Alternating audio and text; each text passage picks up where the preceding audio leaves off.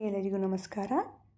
ಮಾತು ಬಲ್ಲವನಿಗೆ ಜಗಳವಿಲ್ಲ, ಊಟ ಬಲ್ಲವನಿಗೆ ರೋಗವಿಲ್ಲ ಅನ್ನೋ ಗಾದೆಯಂತೆ ಉತ್ತಮ ಆರೋಗ್ಯಕ್ಕೆ ಉತ್ತಮ ಆಹಾರವೇ ಕಾರಣವಾಗಿದೆ. ಇವತ್ತು ಗರ್ಭಿಣಿಯರ ಆರೋಗ್ಯದ ಬಗ್ಗೆ ನಾವಿಲ್ಲಿ ಮಾತನಾಡ್ತಿರೋದ್ರಿಂದ ಗರ್ಭಿಣಿಯರ ಆಹಾರದ ಬಗ್ಗೆ ತಿಳ್ಕೊಳ್ಳೋದು ತುಂಬ ಮುಖ್ಯವಾಗಿದೆ. ಗರ್ಭಿಣಿಯು ಯಾವ್ಯಾವ ತಿಂಗಳಲ್ಲಿ ಏನೇನು ತಿನ್ನಬೇಕು, ಏನೇನು ತಿನ್ನಬಾರ್ದು ಅನ್ನೋದನ್ನು ಈ ವಿಡಿಯೋ ಮೂಲಕ ನಾವು ತಿಳ್ಕೊಳ್ಳೋಣ ಬನ್ನಿ. ಮೊದಲನೇ ತಿಂಗಳಿನಲ್ಲಿ ಆಗಾಗ ಸ್ವಲ್ಪ ಪ್ರಮಾಣದಲ್ಲಿ ಆರಿಸಿದ ಹಾಲು ಮತ್ತು ಹಣ್ಣಿನ ರಸವನ್ನು ಅಂದರೆ ಫ್ರೂಟ್ ಜ್ಯೂಸನ್ನು ಕುಡಿಯಬೇಕು. ಇದರ ಜೊತೆಗೆ ಮಧುರ ಆಹಾರ ಮತ್ತು ಶೀತ ಆಹಾರಗಳನ್ನು ಸೇವಿಸಬೇಕು.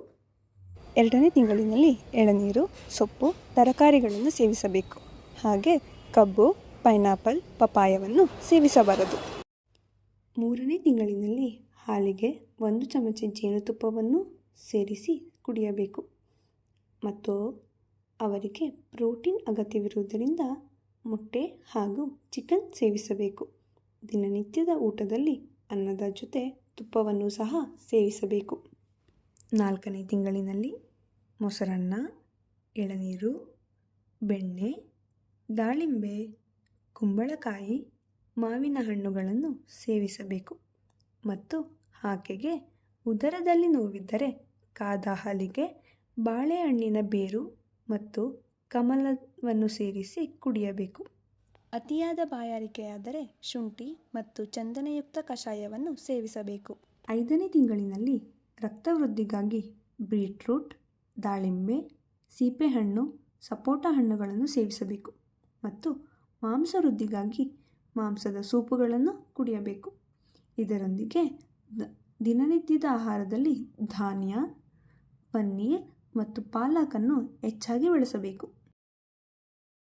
6ನೇ ತಿಂಗಳಿನಲ್ಲಿ ಮಗುವಿನ ಬಲವೃದ್ಧಿಗಾಗಿ ಅಶ್ವಗಂಧ, ಶತಾವರಿಯನ್ನು ಬಳಸಬೇಕು. 7ನೇ ತಿಂಗಳಿನಲ್ಲಿ ಅಭ್ಯಂಗ ಮಾಡಿಸಬೇಕು.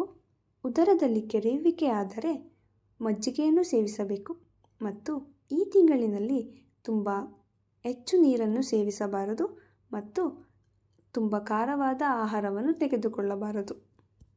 8ನೇ ತಿಂಗಳಿನಲ್ಲಿ ಹೆರಿಗೆ ಸುಲಭವಾಗುವುದಕ್ಕಾಗಿ ಅನುವಾಸನ ಬಸ್ತಿ ಮತ್ತು ಆಸ್ಥಾಪನ ಬಸ್ತಿಯನ್ನು ಮಾಡಿಸಬೇಕು. 9ನೇ ತಿಂಗಳಿನಲ್ಲಿ ಹೆಚ್ಚು ನಿದ್ದೆಯನ್ನು ಮಾಡಬಾರದು ಮತ್ತು ಈ ತಿಂಗಳಲ್ಲಿ ಬೇಯಿಸಿದ ತರಕಾರಿಗಳನ್ನು ಸೇವಿಸಬೇಕು. ಮೆಡಿಟೇಷನ್, ವಾಕಿಂಗ್, ಭಗವದ್ಗೀತೆಯಂತಹ ಗ್ರಂಥಗಳನ್ನು ಓದುವುದರಿಂದ ಮನಸ್ಸಿನ ಶಾಂತಿ ಹೆಚ್ಚಾಗುತ್ತದೆ. ಆಯುರ್ವೇದದಲ್ಲಿ 9 ತಿಂಗಳ ಆಹಾರ, ವಿಹಾರ, ಆಚಾರದ ಬಗ್ಗೆ ವಿವರವಾಗಿ ಹೇಳಿದ್ದಾರೆ. ಅದನ್ನು ಪಾಲಿಸಿದರೆ ಸುಖಪ್ರಸವ ನಿಶ್ಚಿತ.